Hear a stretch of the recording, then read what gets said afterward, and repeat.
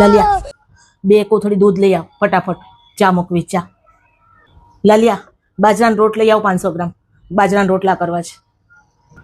લાલિયા કઢી ખાવી છે ને, દહીં લઈ આવજા 20 રૂપિયાનું, ખાટું દહીં લાવજે હો. હે પ્રભુ તું નવરો જ બેઠો હોઉં છો આખો દિવસ, તાર શું કામ હોય?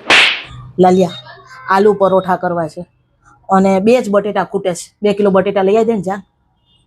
અને દહીં ખાવું હોય ને તો હારે પાછું દહીં લઈ આવજે હો.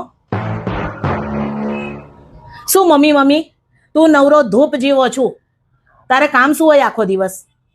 અમારા ઘરના કેટલા કામ હોય, આખો દિવસ નવરો મોબાઈલ લઈને બેઠો હોય છે, કા લેપટોપ લઈને બેઠો હોય છે, કામ ધંધા વગરનો. લાલિયા મહેમાન આવે છે, આઈસ્ક્રીમ લઈ આવ જાન જલ્દી ફટાફટ. Mummy, I am doing work from home. તો હું એ જ કહું છું, નવરો ધૂપ જેવો બેઠો હોય છે આખો દિવસ ઘરે ને ઘરે, કામ કર જા થોડું, આઈસ્ક્રીમ લઈ આવ ફટાફટ. ઓહો, આ શું બનાવ્યું?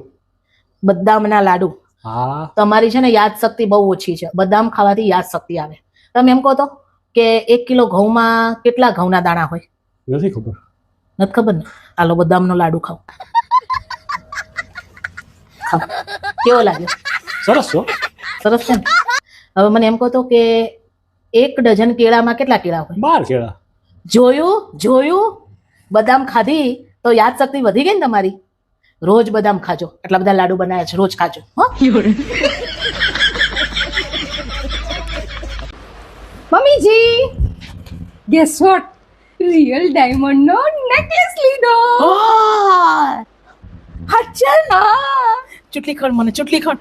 તને ખબર છે આખી લાઈફ નું ડ્રીમ હતું મારું રિયલ ડાયમંડ નો સેટ, પણ ભાવ કેટલા છે? આટલા બધા ભાવમાં લેવાય અત્યારે? લેવાઈ ગયો છે. બતાવ. અરે એ તો સામે વાળા પૂજા આંટીએ લીધો છે. એમાં આટલી બધું ખુશ થવાનું હોય? ગજબ બેइज्जती है. પણ તમે જ તો કીધું હતું કે બીજાની ખુશીમાં આપણે ખુશ થવાનું.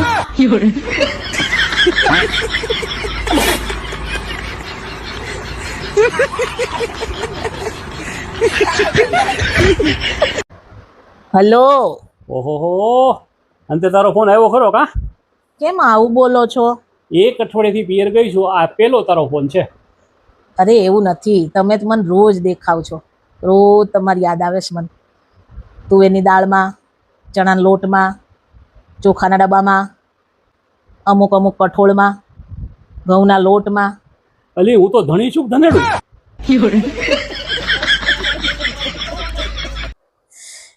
એક ખેડૂત પાસે 17 બકરા છે, એમાંથી 8 સિવાયના બધાય મરી જાય તો એની પાસે કેટલા બકરા બચ્યા? તમને ખબર? શારદા કાકી છોકરાને છોકરીને જોવા આવ્યા હતા ને, હા, સ્વીટુને. હા છોકરાવાળા જોવા આવ્યા ને હા. તો જવાબ આપ્યા વગર વયા ગયા. કેમ, શું થયું તું? અને કાકીને એ લોકો તો ગેટ સુધી છોડવાય ના ગયા. એ લોકોએ સામેથી જોવા બોલાયા હતા, બધી ખબર હતી, અને છોકરાવાળા જોવા આવ્યા ને તો એની જોડે વ્યવહાર બહુ ખરાબ કર્યો. એવું ન કરવું જોઈએ, બોલાયો પછી એવું ન કરાય. કેવું કર્યું સાંભળો તો ખરા તમે. કાકીએ અને એના દીકરાની વહુએ, સ્વીટુની મમ્મીએ, બે બેસી ગયા સામે અને ટર્મ્સ એન્ડ કન્ડિશન રાખવા માંડ્યા. અમાર સ્વીટુ આમ કરશે ને આમ નહીં કરે ને, અમાર સ્વીટુ આમ ને અમાર સ્વીટુ આમ ને, બધી વાત થઈ ગઈ. પછી કીધું કે તમારે ગામડે જમીન કેટલી છે? તો ઓલા લોકો એમ કીધું કે ભાઈ ભાગ્યારાની જમીન છે 2-3 વીઘા. તો કે ઓહો હો 2-3 વીઘા, એ કે બસ આવું કરવા માંડ્યા. પછી એ કે તો બધું ભાગ્યારાનું હશે ને? તો કે કેટલા ભાઈઓ? તો કે 6 ભાઈઓ. એટલે કાકીને મોઢું પડી ગયું. હવે કાકી એ ભૂલી જાય છે કે એને પોતાને જમીન નથી, કાકીને કે કાકાને એક પ્લોટ નથી ને હું મોટી મોટી કરે છે. એ જમીન નથી. પછી કે છોકરાને પગાર કેટલો? તો ઓલામણે કે કીધું કે ભાઈ 4-5 લાખનું પેકેજ છે એમ, બરાબર. તો એમને ઓછો લાગ્યો. એ કે અમને તો એમ હતું કે ભાઈ 1 લાખ રૂપિયાનો તો મહિને પગાર હશે. કે કાકી ભૂલી ગયા કે એના છોકરાનું કરવા ગયા હતા ત્યારે તો ગવર્મેન્ટ જોબ શું, છોકરો 25,000 માંડ કમાતો હતો. એ બધું ભૂલી ગયા અને વહુ લઈ આવ્યા ત્યારે એને ટર્મ્સ કન્ડિશન ના યાદ આવી. અને આ છોકરીમાં સ્વીટુમાં આ બધી એણે શરતો રાખી હતી. બોલો, પછી છોકરાવાળા તો તોય બિચારા સારા કહેવાય કે બધું સાંભળી રહ્યા. કે જો અમારે કે આટલો પગાર હોય તો જ પછી સ્વીટુ ઘરે કામ નહીં કરે, કે ઘરનું કામ નહીં કરે. વહુ સવારથી સાંજ સુધી ઢળ્યા કરે છો એના ઘરના. દીકરી નહીં કરે. ના, એ કે અમારી દીકરી એ કે ઘરનું કામ નહીં કરે, પછી એ કે જોબ કરવા નહીં જાય.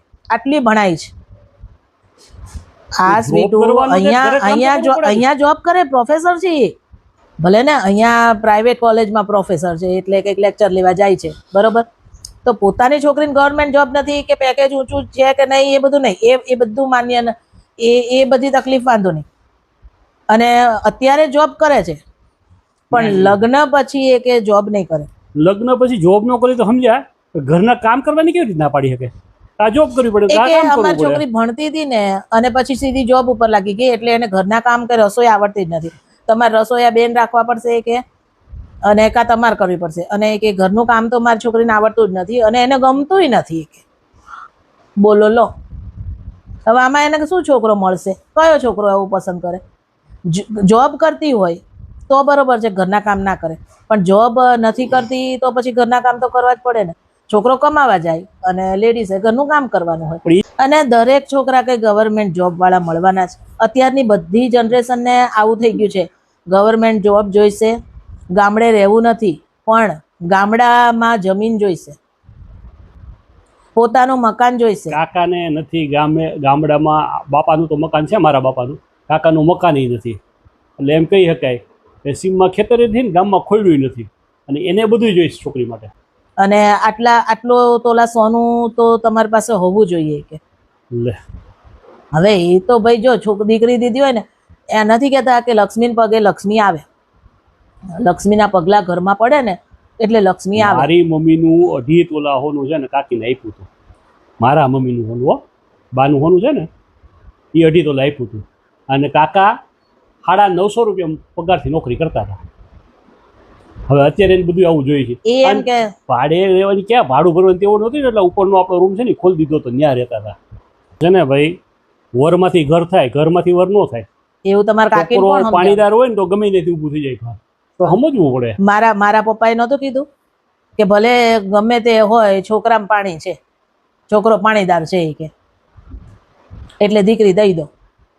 આપણા લગ્ન થયા ત્યારે ક્યાં આપણે માણસો આ જોતા હતા, છોકરાને તેવડ છે, ફેમિલી સારું છે ને આવક ઓછી હોય તો હાલે.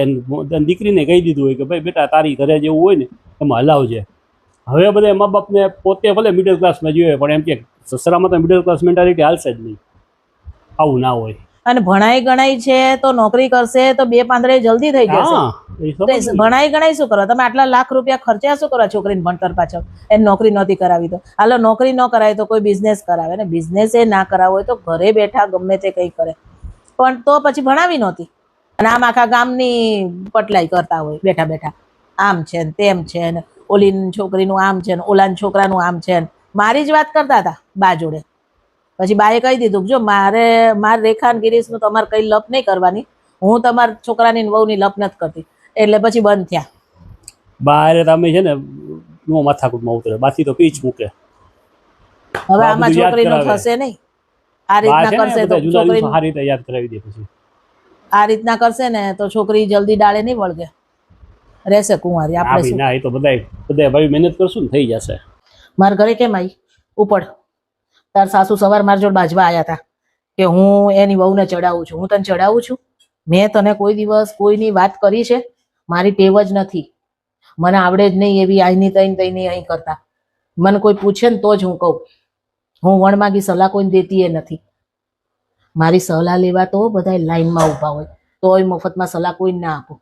તો શ્રીનાથજી 5 દિવસ માટે ગઈ હતી, ત્યારે આવી પછી તે મને પૂછ્યું મારા સાસુ શું કરતા હતા, તને ખબર છે ને બધી. ત્યારે મેં તને વાત કરી ને કે હા ભાઈ, તાર સાસુ સાદા માસીને ઘરે તારી 2 કલાક વાટતા હતા. ઓલા કરુણા માસીની વહુ જોડે તું બાજી હતી, એની વાત કરુણા માસીને કરવા તાર સાસુ ગયા હતા અને હારા થતા હતા. શાકવાળો આવ્યો તે શાકવાળા જોડે તારી વાટી અને પછી એમ બોલતા હતા કે મારી વહુ તો ભાવે કરાવે, હું તો તને ભાવ લઉં છું ને, હું કેવી હારી છું, એમ હારા થતા હતા. આ બધી વસ્તુ મેં તને જાતે કીધી હતી? તે મને પૂછી ત્યારે મેં તને કીધી ને. મારે શું જરૂર હોય ભાઈ તમારા સાસુ વહુ ઝઘડા કરાવવાનો? અને તમારા બે માણસ ગઈ વખતે ઝઘડો થયો તો તને યાદ છે ને? તમારા બે માણસને ઝઘડો થયો તો અને એનું કારણ તાર સાસુ હતા. મેં તને કીધું તું ના? આ તો વાતમાંથી વાત નીકળી અને વળી મારાથી ભૂલમાં બોલાઈ ગયું. બાકી હું કોઈ દિવસ કહું છું તને કંઈ કે તારી નણંદ આવે ત્યારે તારી સાસુ કેટલું કેટલું તારું બોલે છે? તારી નણંદ છે ને એ મારી નણંદની બેનપણી છે. હા, એટલે બધું એ કહેતી હોય અને મારી નણંદ તો મારી આગળ બોલ્યા વગર રહે નહીં. તાર સાસુને કહી દેજે જો તારે અહીંયા આવવું હોય ને તો, બરોબર? અને મારી જોડેથી બીજી વાતો સાંભળવી હોય ને, હજી તો ઘણી બધી એવી વાતો છે જે મેં તને કરીએ નથી. મારી ટેવ જ નથી, હું કોઈને ઘરમાં ઝઘડા કરાવું જ નહીં. ઓલા કાંતામાસીની વહુ ગઈ હતી પિયર, ત્યારે કાંતામાસી આવ્યા હતા તો મેં કાંતામાસી નહોતું કીધું. કાંતામાસી પૂછતા હતા કે મારી વહુ આખો દિવસ તારી જોડે બેસે છે તો શું વાતો કરે? તો મેં કાંતામાસીને કીધું, મેં કીધું આખો દિવસ તમારી વાટતી હોય છે. કાંતામાસીએ પૂછ્યું ત્યારે હો, મેં જાતે કશું જ નથી કીધું, હું કહું જ નહીં કોઈને. પછી કાંતામાસીની વહુ આવી, પછી કાંતામાસીની વહુ મારી જોડે બાજવા આવી. અલ્યા ભાઈ, તમે તમારા ઘરનું સંભાળો ને, તમારી સાસુ તમારી વહુઓ મને પૂછે અને હું જવાબ આપું છું, એમાં મારો શું વાંક? અને તોય બધા મારી જોડે બાજવા આવો છો કે તમે કીધું તમે કીધું. તમે મને પૂછો માં તો હું ના કહું. એટલે હવેથી છે ને મારા ઘરે આવતી નહીં, તું જાવું પડે. અને ઊભી રહે, તું કાલ દૂધ લેવા ગઈ હતી ને ત્યારે તાર સાસુએ અડધી કલાક તાર વરને હરખી રીતના ચાવી ટાઈટ કરી છે. એટલે આજ સાંજ સુધીમાં તમારે બે માણસ ઝઘડો થવાનો છે. લખી નાખજે. હું કહું છું ને થશે. અને ઓલા કાંતામાસી છે ને એની બાજુમાં ઓલા કરુણામાસી નથી રહેતા? હા, એ કરુણામાસીની વહુ છે ને એ આજે બેગ ભરીને પિયર ગઈ છે. એટલે મને લાગે છે 6 મહિના સુધી પાછી નથી આવવાની. હા, સવારમાં હાંડલા કુસ્તી થતી હતી અંદર, ધડા ધડીના પાટલી વેલણ ફેંકાતા હતા એવા અવાજ આવતા હતા. સાસુ બહુ ઝઘડ્યા હતા, એમાં બિચારા વરનો કૂથલો નીકળી ગયો હતો. હા, મને લાગે છે વરને પાટો આવ્યો હતો હાથમાં. જા હવે તાર સાસુને કહી દેજે કે મને આવું ના બોલે, બરોબર? ઉપર